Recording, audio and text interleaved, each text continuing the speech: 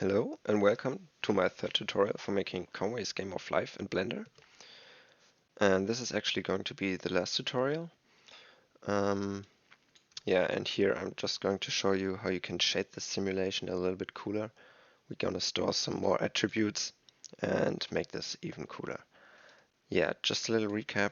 In the last two episodes I showed you how to make this game core here, basically this little brain here that's used to calculate the simulation. And I'm just going to show it again because I did some changes. I made it look a little bit more organized and also got rid of some unnecessary nodes. So now it's running even a little bit faster. So yeah. And I also showed you in the last tutorial how you can make use of image textures to get a cool starter pattern for your simulation. So now to make this look cooler and have more colors, we can actually do something really cool. We can basically override our alive attribute again and change it to a float value this time. Just make sure it's set on the faces again. And we get the old values from the simulation. So just get the named attribute, boolean, alive, and run that into a blur attribute node. And what this node does, it just basically makes the values of our alive cells be kind of blurred and spread out to the other faces, so we get kind of like a glow effect. And yeah, now I'm just entering some values that I already used in my other setups just because I know this looks cool. I'm just gonna recreate it here. You can see we already get some blurring, but I actually want to combine two different blurs. So let's actually get another one with 20 iterations, put the weight up completely, and we actually make it a little bit less as strong and add it to the other blur. And now we have like two different kinds of glows mixed together.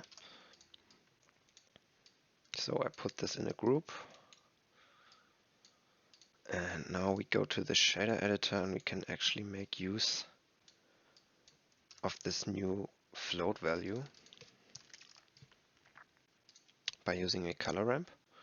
We can plug the factor in here and the color output into that. And now I just set up some cool colors.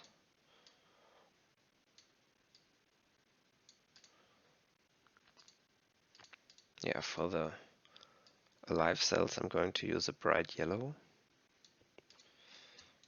So now it looks like that. And what I also want to do is to make the background not look as dark and black. I'm just gonna add a little bit to that value, maybe 0.05, yeah. And now the background is also glowing a little bit. Okay. So, but what I also want to do to make this even cooler is to get a trail effect. And to do that, I actually have to make every face remember how much time has passed since the cell was born. So, wait, actually not here. Inside of our game core, we're going to use a store named attribute again and store another attribute. And we do that inside of this game rules here because, yeah, we're going to use some of these conditions to set up the value for the trail. Yeah, and we can call it trail. It must be a float and it must be on the faces as well. And now no, we actually need a compare node, and now we need to make the condition for when a cell has been born. So the own alive status must be equal, yeah, let's actually change that to integer, and it must be equal to 0. So the cell has been dead before, and it must also be close to 3 living cells, and then it's going to be born. So this is basically the birth condition. And in this specific moment, I want to select these faces and give them a trail value of 1. Yeah. Okay, it's on the faces, yeah.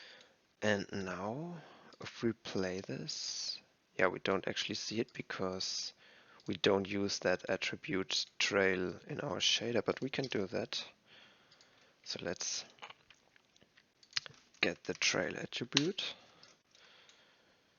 And we could like mix this together with the alive value to show both attributes.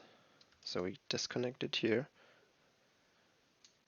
and mix these both together.